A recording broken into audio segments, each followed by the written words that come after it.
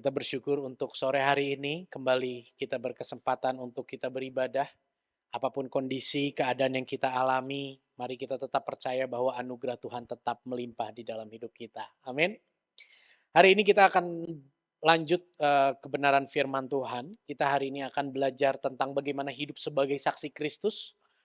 2 minggu yang lalu kita belajar bagaimana hidup sebagai hamba Kristus.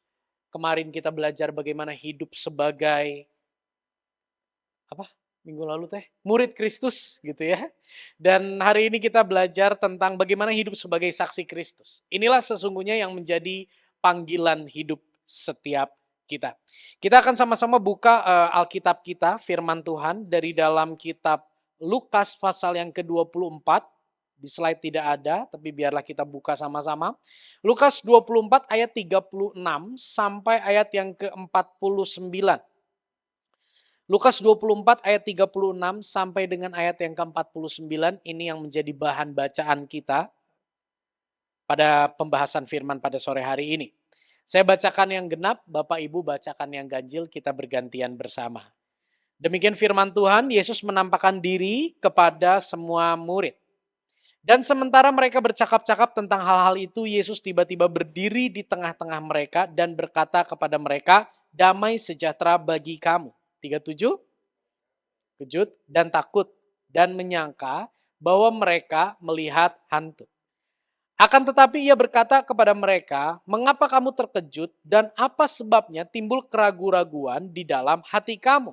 39, lihatlah tanganku dan kakiku, aku sendirilah ini, rabalah aku dan lihatlah, karena hantu tidak ada daging dan tulangnya, seperti yang kamu lihat ada padaku.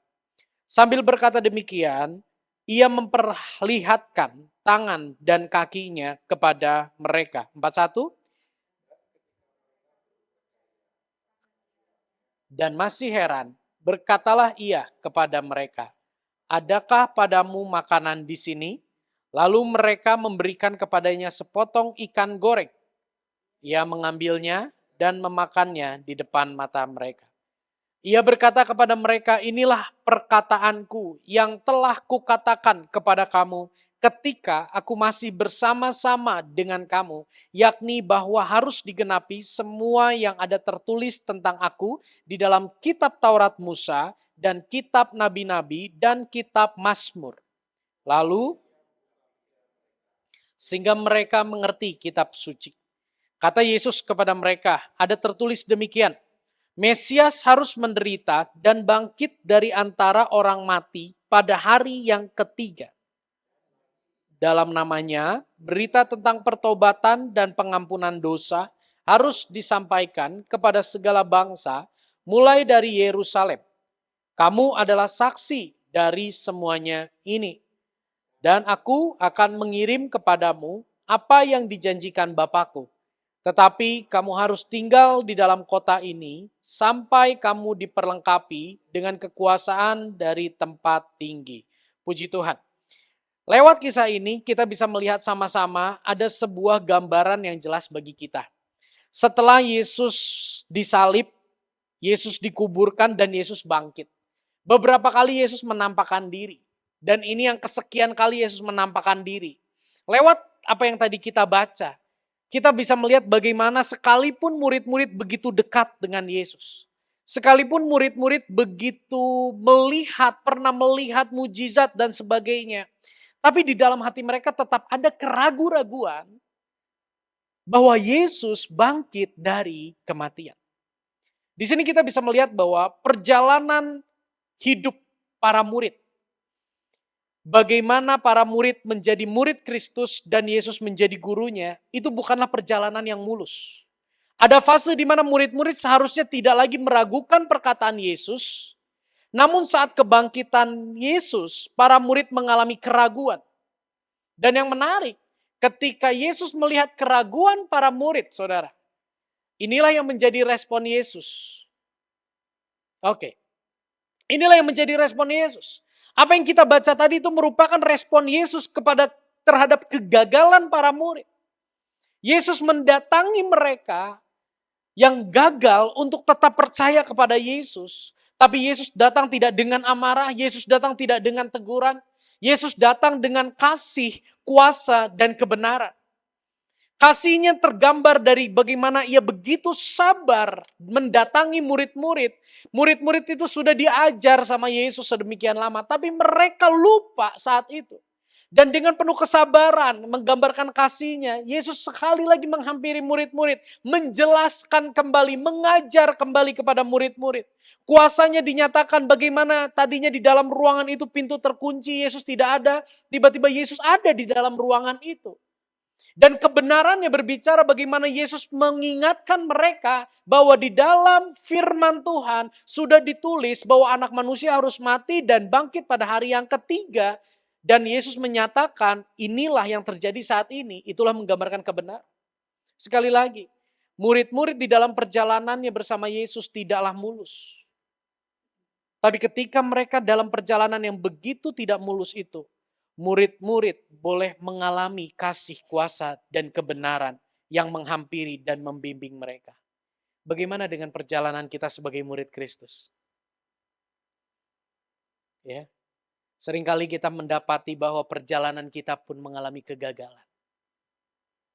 Sebagai murid Kristus kita pun gagal fokus terhadap Yesus seperti minggu kemarin dibahas. Ternyata bukan cuma kita yang pernah gagal dalam perjalanan mengiring Tuhan. Murid-murid pun mereka mengalami kegagalan dalam perjalanan mengiring Yesus. Di ayat yang ke-44 sampai 46 saya bacakan. Yesus berkata kepada mereka, inilah perkataanku yang telah kukatakan kepadamu ketika aku masih bersama-sama dengan kamu, yakni bahwa harus digenapi semua yang ada tertulis tentang aku di dalam kitab Taurat Musa dan kitab Nabi-Nabi dan kitab Mazmur. Lalu Yesus membuka pikiran mereka sehingga mereka mengerti kitab suci. Katanya kepada mereka ada tertulis, Mesias harus menderita dan bangkit dari antara orang mati pada hari yang ketiga. Yesus di sini sangat jelas mengulangi apa yang dia sudah ajarkan. Seringkali buat kita mengulangi sesuatu yang kita sudah ajarkan, mengulangi sesuatu yang kita sudah jelaskan kepada anak kita, kepada pasangan kita, itu begitu menggemaskan. Dan ketika pasangan kita, anak kita gagal untuk melakukan apa yang sudah berulang kali kita ingatkan, kita menjadi marah dan kita menjadi kecewa. Sadarkah kita pun seringkali seperti anak kita pun seringkali seperti pasangan kita yang seringkali diingatkan tapi seringkali lupa. Dan inilah respon Yesus kepada murid-murid yang mengalami kegagalan. Dalam perjalanan menjadi murid, para murid dibimbing untuk mengerti dan mengalami dengan nyata kasih, kuasa, kebenaran dalam Yesus. Ketika murid-murid dibimbing untuk mengerti dan mengalami dan mereka gagal, Yesus membimbing lagi. Ketika mereka gagal lagi, Yesus kembali mengingatkan lagi. Di situ bagaimana kasih Yesus, kesabaran Yesus begitu luar biasa bagi para murid. Dan ini yang menjadi pokok pembahasan kita, Lukas 24 ayat 47 sampai 48. Yesus tidak hanya membimbing mereka, Yesus tidak hanya menuntun mereka untuk mengenal dan mengalami. Tapi di sini dikatakan, dalam nama Yesus, berita tentang pertobatan dan pengampunan dosa harus disampaikan kepada segala bangsa, mulai dari Yerusalem. Kita baca sama-sama yang warna pink, 1, 2, 3. Kamu adalah saksi dari semuanya ini. Di sini kita bisa melihat bagaimana Yesus tidak hanya membimbing mereka untuk mengenal. Yesus tidak hanya membimbing mereka untuk mereka mengalami. Namun Yesus juga mengutus mereka. Yesus juga mempercayakan mereka yang sering kali gagal, yang mudah rapuh untuk tetap percaya. Untuk mereka bersaksi tentang kasih, kuasa, kebenaran dalam Kristus. Yang pada akhirnya menuntun orang untuk mengalami pertobatan dan pengampunan dosa. Yesus mengutus para murid untuk menyaksikan kasih, kuasa, kebenaran dalam Yesus. Yang sanggup menuntun orang berdosa mengalami pertobatan dan pengampunan dalam Yesus Kristus. Jadi murid tidak hanya didatangi untuk diajar, dibimbing, datangi, ajar, bimbing, tapi murid-murid juga diutus. Begitu juga dengan kita, saudara. Hari ini sudah berapa lama kita menjadi pengikut Yesus? Sudah berapa banyak firman yang kita dengar? Sudah berapa banyak bagian firman yang kita baca dan kita renungkan? Pembahasan hari ini mengingatkan kita, mendorong kita Untuk kita melihat bagaimana Allah pun, Yesus pun, Juru Selamat kita pun mendorong kita untuk menjadi saksinya bagi dunia ini. Dan tugas itu dipercayakan untuk kita. Tugas menjadi saksinya dia tidak pilih sekedar anak teologi. Untuk menjadi saksinya dia tidak hanya pilih orang yang berstatus sebagai pendeta, gembala sidang, hamba Tuhan, misionaris. Tapi Tuhan pilih setiap orang yang percaya, yang sudah mengalami kasih, kuasa, dan kebenaran di dalam Yesus. Mereka diutus untuk menjadi saksi. Ini dipercayakan kepada kita. Yesus mempercayakan pemberitaan tentang pribadinya kepada orang-orang yang begitu rapuh seperti murid-murid. Mari renungkan bagian ini. Jika kita harus mempercayakan sesuatu yang begitu berharga di dalam hidup kita, siapa yang akan kita tunjuk? Siapa yang akan kita pilih untuk kita percayakan sesuatu yang berharga bagi kita? Syarat apa yang kita tetapkan untuk orang tersebut bisa terpilih? Seringkali kita berpikir, yang bisa aku percayakan adalah yang sudah kenal dengan aku, yang kesetiaannya teruji, yang memiliki keahlian, yang bertanggung jawab, yang tulus, yang mudah dikontak. Itulah yang kita percayakan untuk memegang kendali atas sesuatu yang berharga yang kita miliki. Ya. Bandingkan dengan siapa yang Yesus pilih untuk dipercayakan mengemban tugas yang begitu luar biasa. Yesus memilih para murid yang penuh dengan ketakutan. Yesus memilih para murid yang penuh dengan keraguan. Yesus memilih para murid yang begitu penuh dengan kelemahan. Yesus mempercayakan mereka, inilah yang dinamakan dengan anugerah. Kita bisa melihat ya, bagaimana Petrus, kita ambil salah satu contoh Petrus.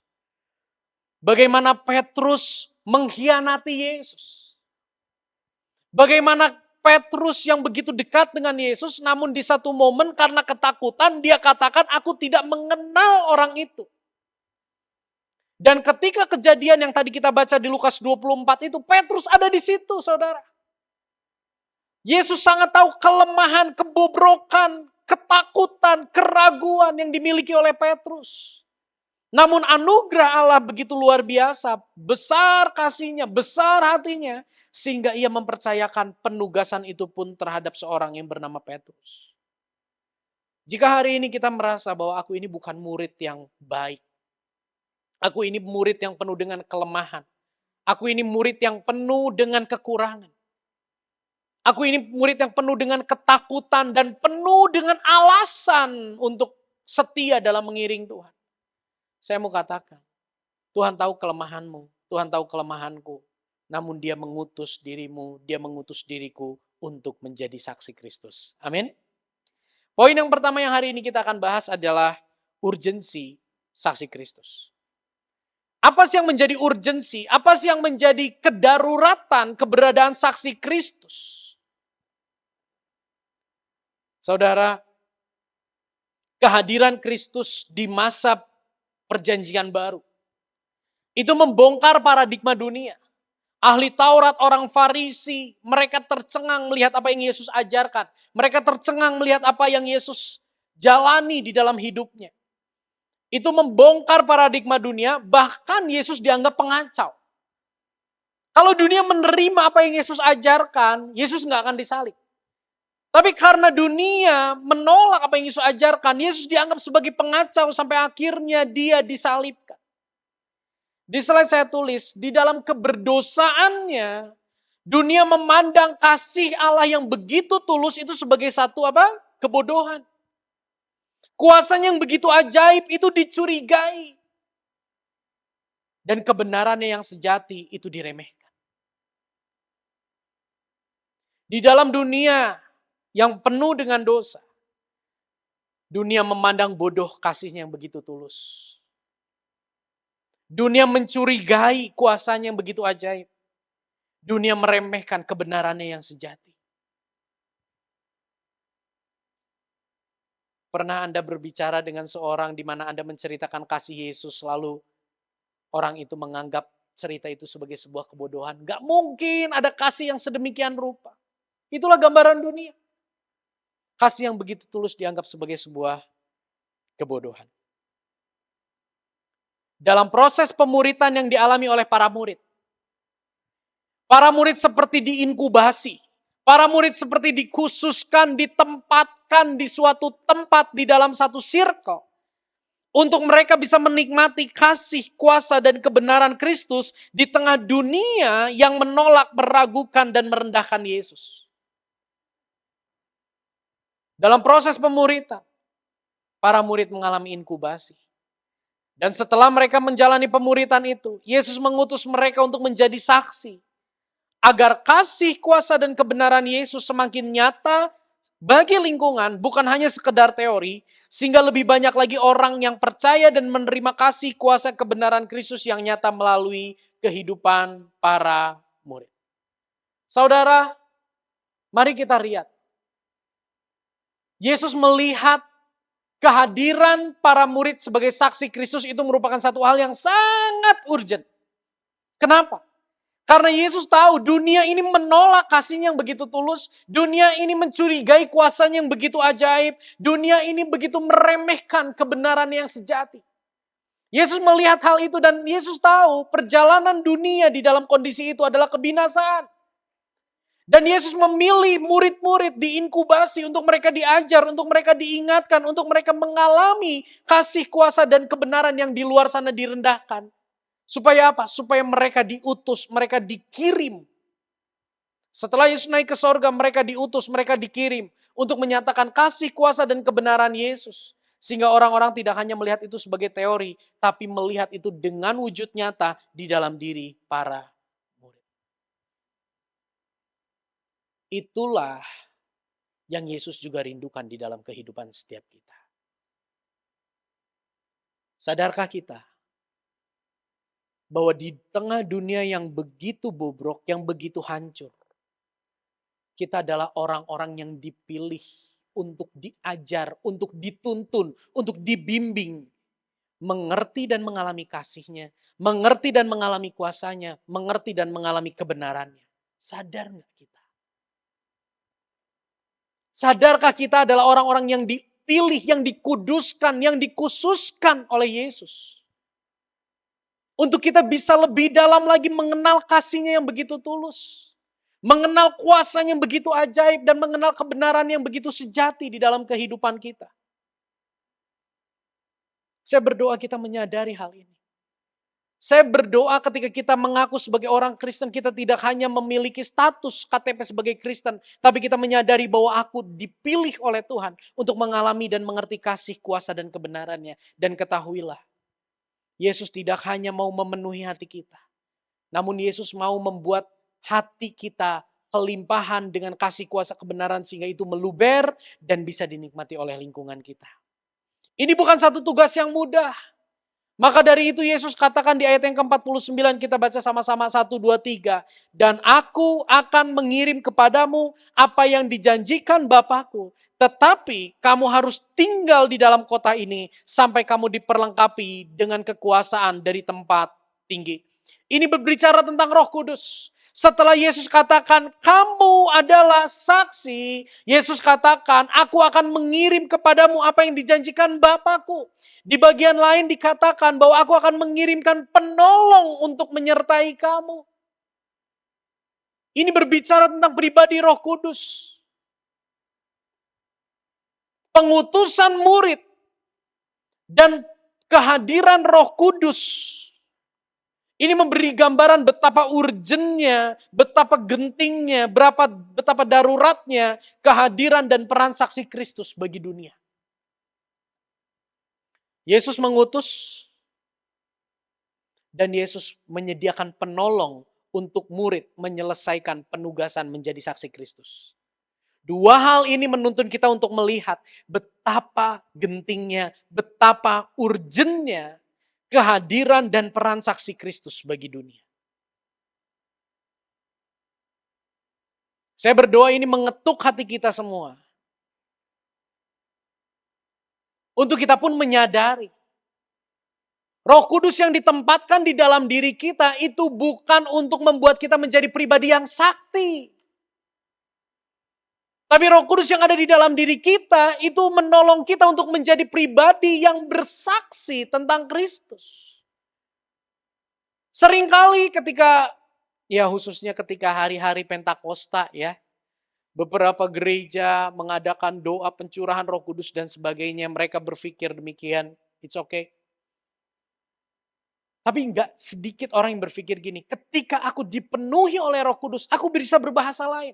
Ketika aku dipenuhi oleh Roh Kudus, aku bisa mendoakan orang yang sakit jadi sembuh. Ketika aku dipenuhi oleh Roh Kudus, maka apa yang menjadi hambatan bagiku itu akan terhalau. Itulah yang menjadi gambaran.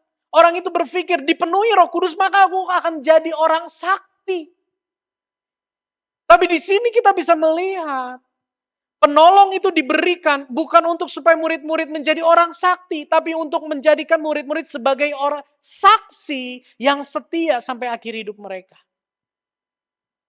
Dan saya mau katakan, jika hari ini Anda dan saya bisa percaya kepada Yesus sebagai Tuhan dan Juru Selamat, bisa bersyukur, bisa mengagumi Dia, bisa menyadari pertolongan-pertolongan itu datangnya dari Dia, bisa menyerahkan diri untuk melayani Dia. Saya mau katakan itu pekerjaan Roh Kudus. Dan Roh Kudus tidak hanya bekerja sampai di situ, Roh Kudus pun sesungguhnya mendorong kita untuk kita menjadi saksi Kristus bagi lingkungan kita. Menarik. Paulus pernah bilang gini di Roma 10 ayat yang ke-9 firman Tuhan berkata, sebab jika kamu mengaku dengan mulutmu bahwa Yesus adalah Tuhan dan percaya dalam hatimu bahwa Allah telah membangkitkan Dia dari antara orang mati, maka kamu akan diselamatkan. Mengaku dengan mulut Yesus adalah Tuhan, percaya dalam hati bahwa Dia telah dibangkitkan dari antara orang mati, maka kita akan diselamatkan. Lihat ayat yang ke-14. Tetapi bagaimana mereka dapat berseru kepada Yesus jika mereka tidak percaya kepada Yesus? Bagaimana mereka dapat percaya kepada Yesus jika mereka tidak mendengar tentang Yesus? Bagaimana mereka bisa mendengar tentang Yesus jika tidak ada yang memberitakan tentang Yesus? Saya mau rangkum bagian ini dengan katakan gini. Seseorang dengan mengaku dengan mulut dan percaya dalam hati kepada Yesus sebagai Tuhan dan Juru Selamat, orang tersebut akan diselamatkan. Tapi bagaimana orang tersebut memohon, berseru kepada Yesus untuk diselamatkan kalau dia nggak percaya kepada Yesus? Terus gimana kalau bagaimana orang bisa percaya kalau orang itu nggak pernah dengar tentang kasih, kuasa, dan kebenaran di dalam Yesus? Dan bagaimana orang itu bisa mendengar tentang Yesus kalau tidak ada yang memberitakannya? Bagaimana mereka dapat memberitakannya jika mereka tidak diutus? Sebab ada tertulis betapa indahnya kedatangan mereka yang membawa kabar baik. Betapa indahnya kedatangan saksi-saksi Kristus di lingkungan yang ada. Bisa nangkap slide ini? Seseorang diselamatkan ketika ia percaya kepada Yesus sebagai Tuhan dan Juru Selamat. Dia bisa percaya karena dia mendengar. Dia bisa mendengar karena ada yang memberitakan. Dan pemberita itu bisa ada karena ada yang mengutus. Siapa yang mengutus? Yang mengutus bukan sebatas gembala sidang. Tapi yang mengutus adalah Yesus sendiri. Di dalam kitab Matius dikatakan, pergilah dan jadikanlah semua bangsa sekalian menjadi murid. Kita diutus untuk bersaksi, kita diutus untuk menjadi perpanjangan tangan Tuhan, membimbing, menuntun orang di lingkungan kita untuk mengenal dan mengalami kasih, kuasa, dan kebenaran yang ada di dalam Kristus. Mari renungkan bagian ini. Kita baca sama-sama ya. 1, 2, 3. Kita dapat diselamatkan karena Roh Kudus bekerja dalam diri hamba-hambanya untuk mengajar dan memperlihatkan kasih, kuasa, kebenaran Kristus bagi kita. Sekali lagi, gak usah bersuara. Coba renungkan bagian ini. Hari ini kita bisa percaya kepada Yesus sebagai Tuhan dan Juru Selamat. Karena Roh Kudus bekerja dalam diri hamba-hambanya yang dekat dengan kita. Di mana lewat mereka kita diajar, lewat mereka kita diperlihatkan tentang Yesus. Yang akhirnya ketika kita melihat, mendengar hal tentang Yesus, kita bisa percaya kepada Yesus. Sadar hal ini, saudara? Sadar ya? Kalau kita ingat orang-orang yang menuntun, yang membawa kita kepada Kristus. Hari ini kita mungkin bisa bersyukur, aduh, ada di sini yang jauh-jauh dari Kalimantan. Dibawa ke Bandung sama cicinya, dikenalin Yesus sama cicinya yang hari ini sampai hari ini percaya kepada Yesus. Ada yang lewat saudaranya, ada yang lewat temannya, ada yang lewat sahabatnya, ada yang lewat orang tuanya, ada yang lewat tetangganya. Mereka adalah hamba-hamba Tuhan. Di mana Roh Kudus bekerja dalam diri mereka untuk menolong kita percaya kepada Yesus. Bersyukur untuk keberadaan mereka.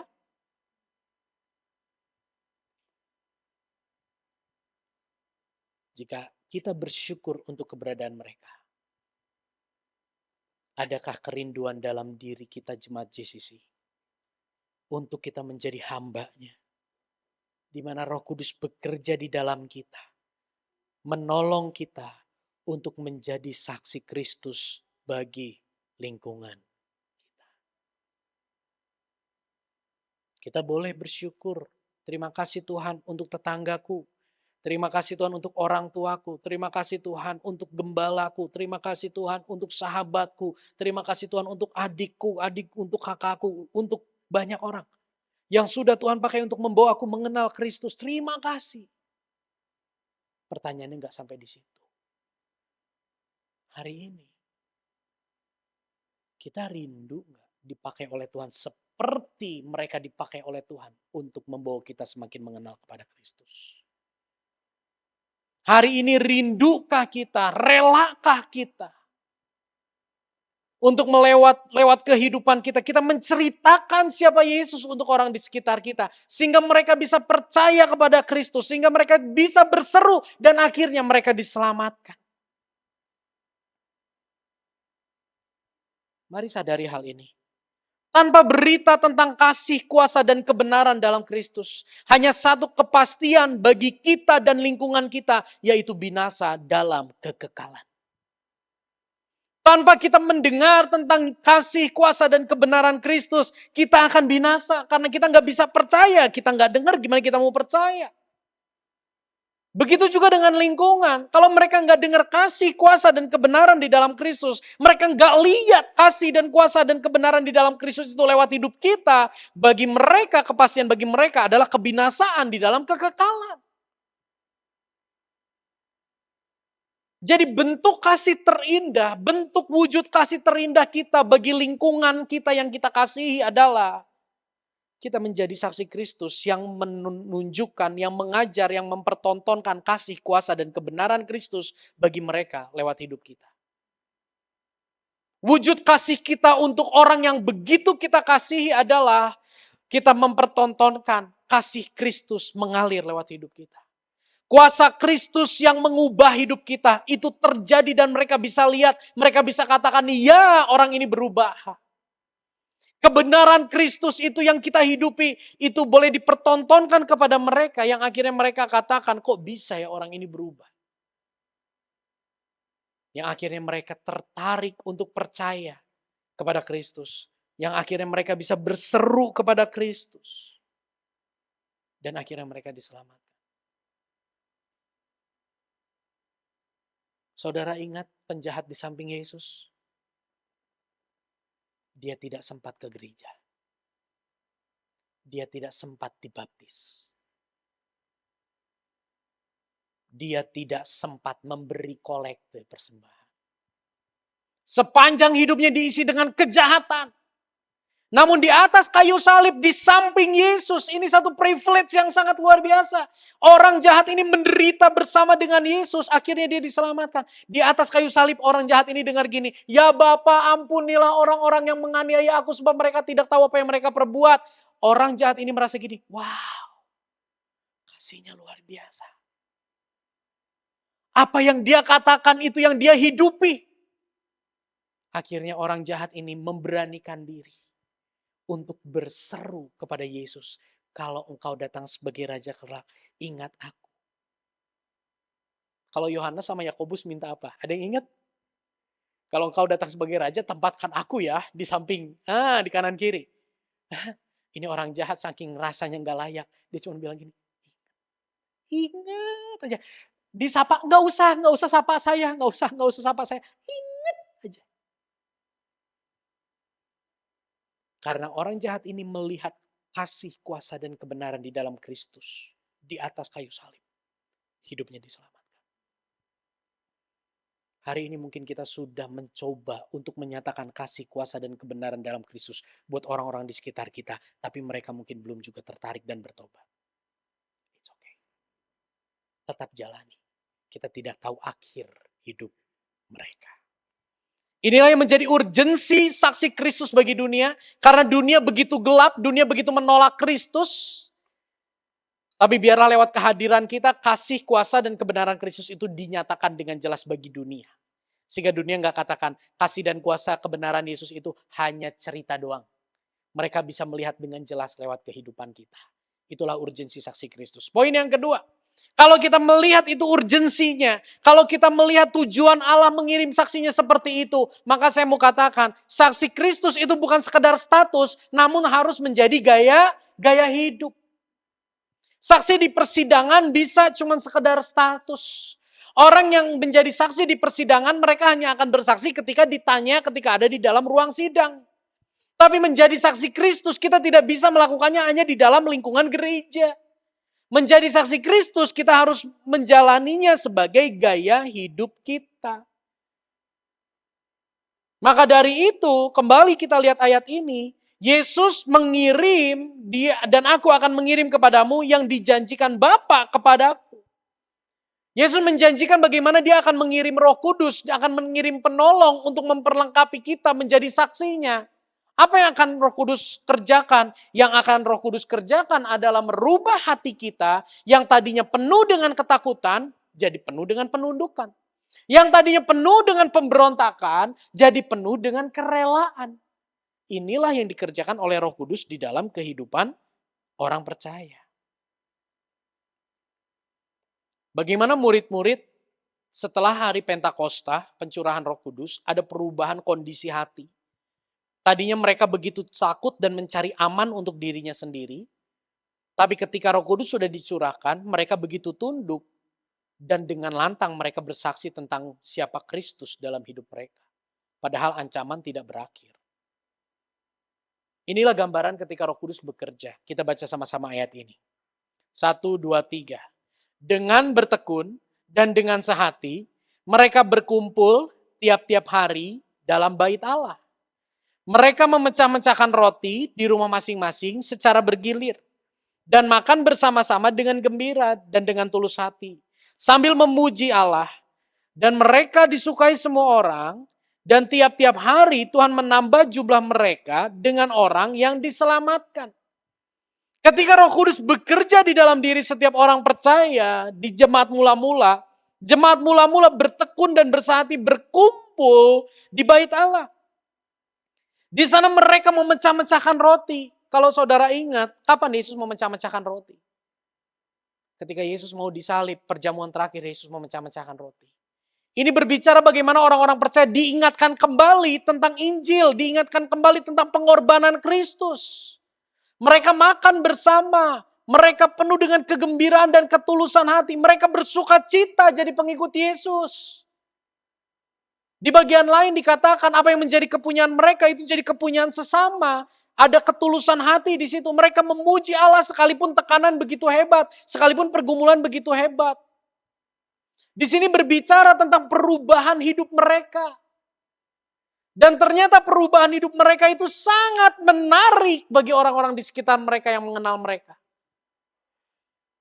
Saat ini bagaimana dengan keadaan kita? Bagaimana dengan hidup kita? Adakah orang tertarik melihat hidup kita? Karena ada perubahan di dalamnya.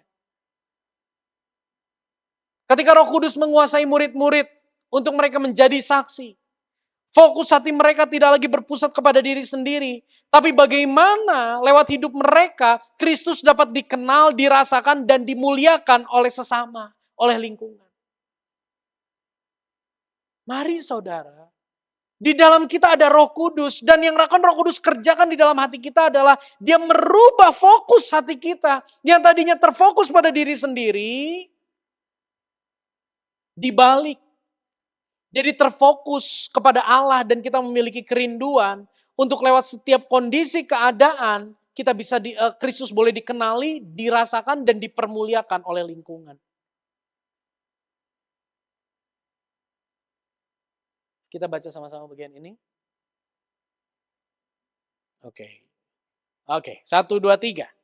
Gaya hidup saksi Kristus bukan sekedar memberi materi yang dimiliki, tetapi merindukan dan mengusahakan agar melalui hidupku Kristus dikenal, dirasakan, dan dipermuliakan.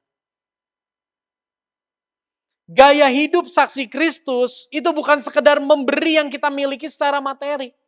Karena banyak orang yang berpikir gini, oh murid Kristus, jemaat mula-mula, saksi Kristus, mereka bisa, orang-orang bisa tertarik untuk ikut sama mereka. Karena apa yang jadi kepunyaan mereka adalah kepunyaan bersama. Mereka membagi-bagikan materi, bukan itu poinnya. Bukan sekadar memberi materi yang dimiliki, tapi ada sebuah kerinduan yang dinyatakan dengan doa. Dan ada sebuah usaha, effort, melalui kehidupan kita, supaya Kristus bisa dikenal, dirasakan, dan dipermuliakan. Ada nggak hati ini di dalam kehidupan kita? Ada nggak kita mendoakan untuk orang-orang di sekitar kita mengalami Kristus, mengenal, merasakan Kristus lewat hidup kita? Atau hari ini kita doa terus fokusnya untuk diri kita sendiri, untuk pergumulan yang sedang kita hadapi? Dan yang lebih jauh, adakah usaha, tindakan supaya lingkungan boleh mengenal, merasakan, dan Kristus lewat hidup kita dan Kristus dipermuliakan? Yuk kita renungkan hari ini, hati kita ada di mana? Hari ini apa yang menjadi kesibukan kita? Apa yang menjadi seruan kita? Banyaknya tuh apa? Saya pun ditegur dengan pernyataan ini.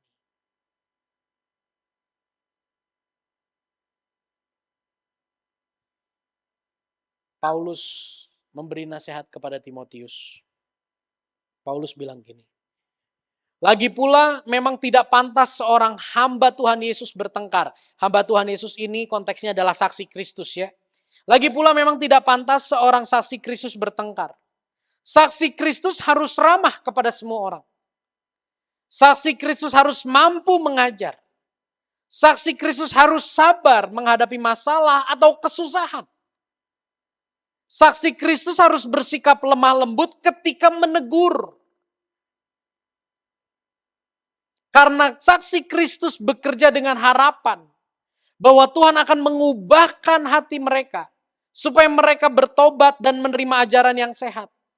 Tujuan saksi Kristus adalah supaya mereka sadar kembali dan lepas dari jerat iblis. Sebab bukan kebetulan orang-orang mengikuti ajaran sesat, melainkan karena mereka ditipu dan diikat oleh iblis supaya menjadi kaki tangannya. Saudara, ini adalah gambaran bagaimana kita seharusnya menjalankan hidup sebagai saksi Kristus. Di situ ada ramah, di situ ada mampu mengajar, di situ ada sabar, di situ ada lemah lembut. Paling enggak ada 4. Ramah, mampu mengajar, sabar, lemah lembut. Mana yang membutuhkan keahlian? Dari 4 ini mana yang membutuhkan keahlian? mampu mengajar. Seringkali orang berkata gini, aduh aku gak mampu ngajar. Tapi saya mau katakan, mampu mengajar itu satu. Yang tiga lagi ini bicara tentang sikap hati kita. Yuk.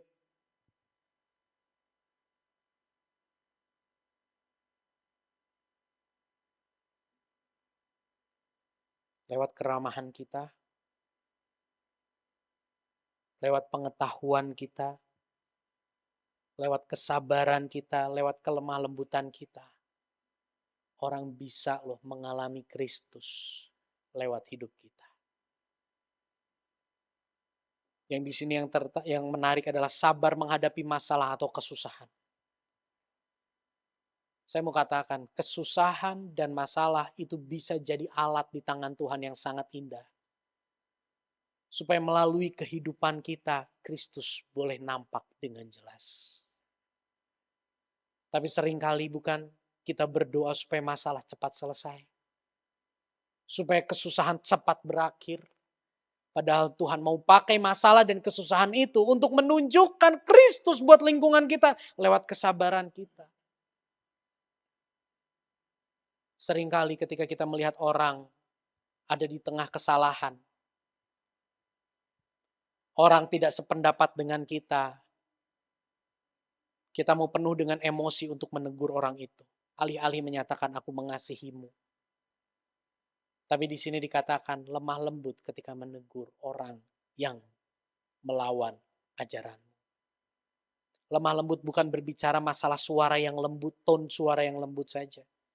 Lemah lembut berbicara tentang sikap hati yang mau membimbing dengan penuh kasih. Yang mau kembali sekali lagi menuntun orang yang gagal itu. Itulah kelemah lembutan. Dan tujuannya adalah supaya mereka sadar. Supaya orang-orang itu sadar dan kembali terlepas dari ikatan jahat iblis. Mari saudara. Adakah kerelaan dan kerinduan ini di dalam kehidupan kita? Sebagai suami, sebagai istri, sebagai anak, sebagai hamba Tuhan, sebagai karyawan, sebagai murid, sebagai guru, sebagai atasan. Dalam hal apa Kristus tidak diperkenalkan dan dipermuliakan di dalam kehidupan kita? Apakah saat ini emosi kita masih begitu meluap-meluap? Apakah hari ini kita begitu sulit untuk ramah? Kita masih begitu sulit untuk sabar? Kita begitu sulit untuk lemah lembut? Jika itu yang menjadi kesulitan kita dan membuat hidup kita tidak mempermuliakan Tuhan, disitulah titik kita perlu anugerah Tuhan. Mungkin ketika kita melihat bagian-bagian ini, kita mendapati bahwa aku sudah gagal menjadi saksi.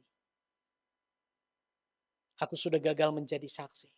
Tapi kisah ini diawali dengan kisah kegagalan murid-murid dan kesempatan yang begitu indah yang Yesus kembali berikan. Kalau hari ini kita masih hidup,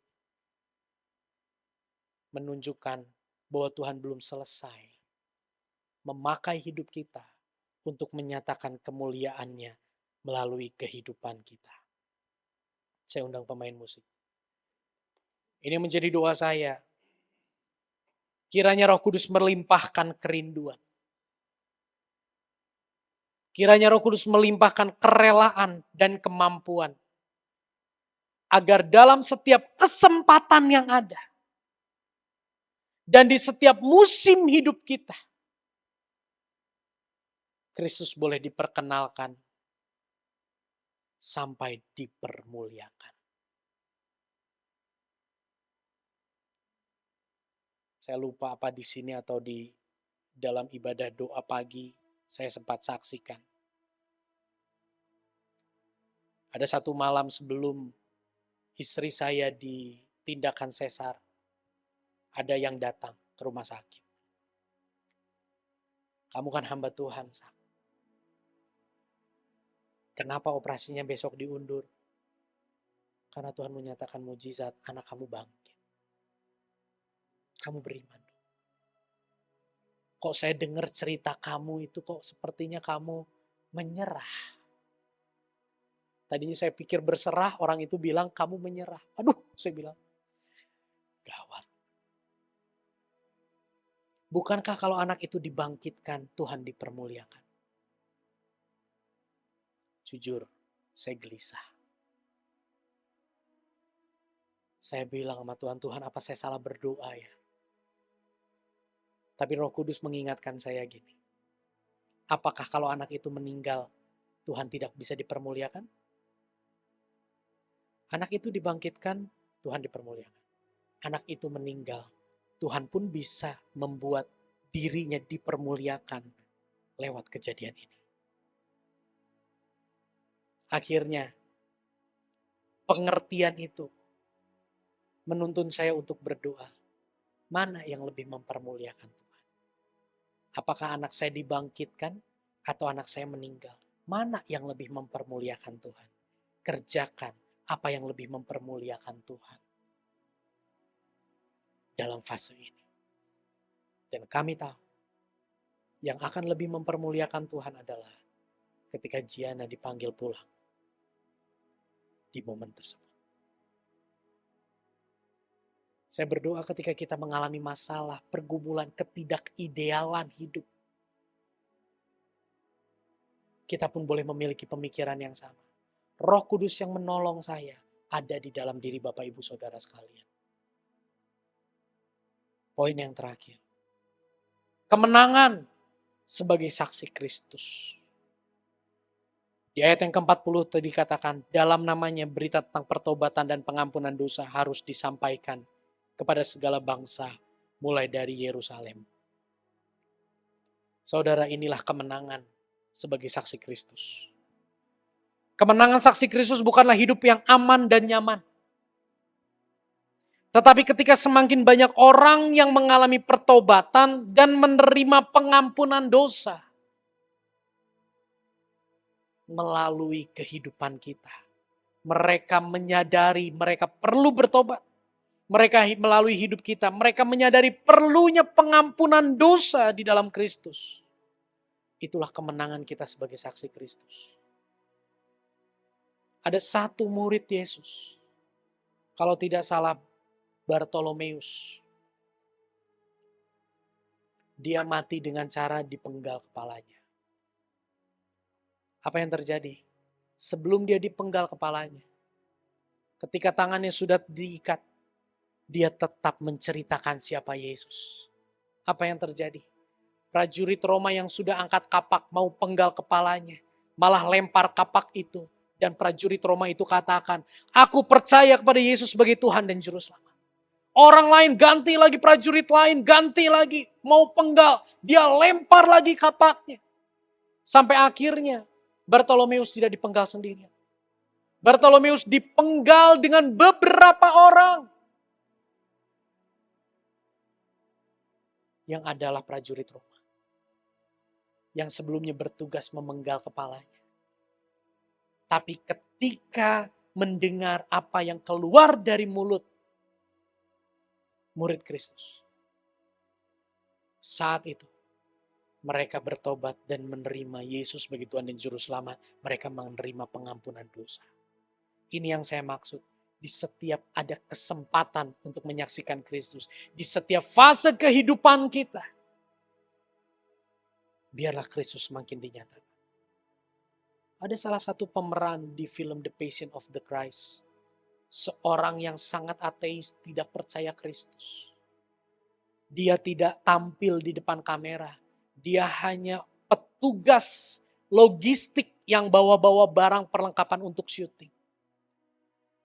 Tapi setelah film itu selesai digarap, dia katakan, kalau ada Tuhan yang seperti ini, aku mau mengenal dia. Aku mau percaya kepada dia. Mari saudara. Hidup kita tidak kekurangan sesuatu yang membuat orang bisa melihat Kristus. Karena itu ada di dalam pribadi Roh Kudus yang bekerja di dalam kita sesungguhnya. Biarlah ini menjadi fokus kita. Kemenangan sebagai saksi Kristus adalah bukan ketika kita hidup aman dan nyaman. Tapi ketika kita lewat hidup kita semakin banyak orang yang menyadari, aku ini bobrok, aku ini berdosa. Aku perlu pengampunan dosa. Itulah kemenangan kita sebagai saksi Kristus. Kita baca sama-sama bagian ini. 1, 2, 3. Aku berkata kepadamu, demikian juga akan ada sukacita di sorga. Karena satu orang berdosa yang bertobat. Lebih daripada sukacita karena 99 orang benar yang tidak memerlukan pertobatan. Satu orang bertobat, sorga bersukacita. Artinya ketika kita menjadi saksi Kristus di tengah lingkungan kita, malaikat di sorga itu kasih semangat. Ayo semangat, semangat, semangat. Roh Kudus, wow, ayo semangat, ayo terus. Dikit lagi tembus, dikit lagi tembus. Kalau satu jiwa bertobat, akhirnya sorga bersukacita, sorga pun akan begitu excited ketika melihat ada satu jiwa yang sedang mempertontonkan siapa Kristus untuk lingkungannya. Kalau bisa itu seluruh kekuatan sorga dikerahkan untuk menolong saksi Kristus itu. Bukan untuk keluar dari kenyamanan. Menolong saksi Kristus itu untuk setia, tekun, menjadi saksi Kristus. Tembok gereja adalah tembok yang sangat sempit untuk kita bersaksi. Kita dipercayakan tembok yang jauh lebih luas. Tembok rumah kita, kantor kita, marketplace di mana kita ada. Hari ini kita belajar menjadi saksi Kristus. 3 minggu ini kita sudah belajar menjadi hamba Kristus. Ini berbicara tentang sikap hati yang tunduk akan kedaulatan Allah. Murid Kristus bicara tentang sikap hati yang mau dibentuk sesuai dengan kehendak Allah. Saksi Kristus bicara tentang hati yang rela mengesampingkan agenda pribadi dan menghidupi agenda Allah dengan tujuan orang melihat Kristus lewat hidup kita. Hari ini jalanilah peran sebagai suami, jalanilah peran sebagai istri, jalanilah peran sebagai orang tua, jalanilah peran sebagai seorang anak, jalanilah peran sebagai karyawan, jalanilah peran sebagai atasan, jalanilah peran sebagai apapun. Dengan sikap hati menghamba kepada Kristus. Menjalani peran sebagai RT, Pak David, ya, semangat kita ya Pak. Mari jalani peran sebagai RT dengan hati yang menghamba kepada Kristus. Sehingga ketika kita menemukan warga-warga yang begitu menyebalkan, kita tahu ada kedaulatan Allah di balik itu semua. Ketika kita punya atasan yang begitu menyebalkan, kita tahu dengan hati sikap hamba kita nggak jadi fokus marah sama atasan kita, tapi kita fokus kepada Allah yang berdaulat mengatur siapa yang ada di atas kita. Dengan sikap hati seorang murid, mau dibentuk. Dengan hati seorang saksi yang mau menjalani semuanya dengan agenda supaya Kristus dipermuliakan. Aku mau beda dengan marketing yang lain. Aku mau beda dengan RT-RT yang lain. Aku mau beda dengan karyawan yang lain. Aku mau beda dari atasan-atasan yang lain. Karena apa? Aku mau berbeda karena lewat peranku hari ini, aku mau orang-orang di sekitarku mengalami Kristus. Ada seorang TKW di Hong Kong. Dia begitu cinta Tuhan. Dia bekerja pada satu majikan yang begitu membenci yang namanya Tuhan-Tuhanan. Satu kali, mereka hanya tinggal berdua di rumah. Satu kali pembantu ini mendengar majikan itu lagi histeris di kamar. Waktu itu hari Minggu. Teman-teman ART ini ajak, ayo kita ke gereja. Dia kirim WA, maaf hari ini saya gak ke gereja. Kamu pelayanan loh. Sorry, hari ini aku gak bisa pelayanan. Beres ibadah, teman gerejanya datang ke rumahnya. Tanya, kenapa kamu gak ke gereja? Kan kamu ada tugas pelayanan. Dia katakan, Aku gak bisa tinggalkan majikanku sendiri. Dia sedang ada masalah yang begitu berat. Dia gak punya siapa-siapa. Dari tadi aku cuma berdoa di kamar. Supaya kasih Kristus menyentuh hidupnya. Aku pun gak berani masuk ke kamar dia. Aku hanya memastikan dia tetap baik-baik saja. Aku rasa aku perlu mendampingi dia dan dia perlu Kristus. Doakan aku. Teman-temannya doain. Teman-temannya pulang. Malam itu. Kembali. Majikannya ini histeris. Dia keluar kamar. Dia buka jendela apartemen. Dia berdiri di jendela itu dan dia meloncat ke bawah. Akhirnya pembantu ini berteriak. Yesus mengasihimu. Yesus mati untuk kamu. Kamu berharga. Pembantu ini peluk majikannya. Dan akhirnya majikannya menemukan pengharapan dalam Kristus. Majikannya akhirnya beribadah bersama-sama menyembah Kristus bersama dengan HRT. Ini cerita kisah nyata dari seorang hamba Tuhan yang pernah menggembalakan di Hong Kong. Yang hari ini menggembalakan di Tegal.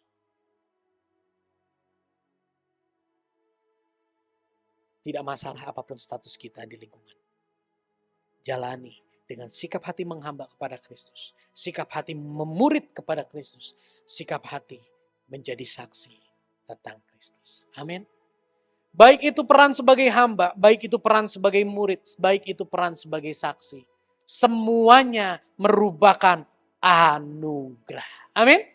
Kita bisa menjadi hamba Kristus, menjadi murid Kristus, menjadi saksi Kristus. Bukan satu beban yang berat, tapi itu semua karena anugerah. Karena apa? Karena sebelum kita menjalani itu semua, Bapa mengaruniakan Yesus Kristus juru selamat bagi kita. Karena Yesus Kristus merelakan dirinya disalib berkorban menggantikan kita. Dan ada Roh Kudus yang memampukan kita untuk percaya, untuk memiliki kerelaan, untuk bergerak dalam pertolongan Roh Kudus. Menyelesaikan tugas sebagai hamba, murid, saksi, sampai Kristus dipermuliakan di atas segalanya. Mari kita berdoa.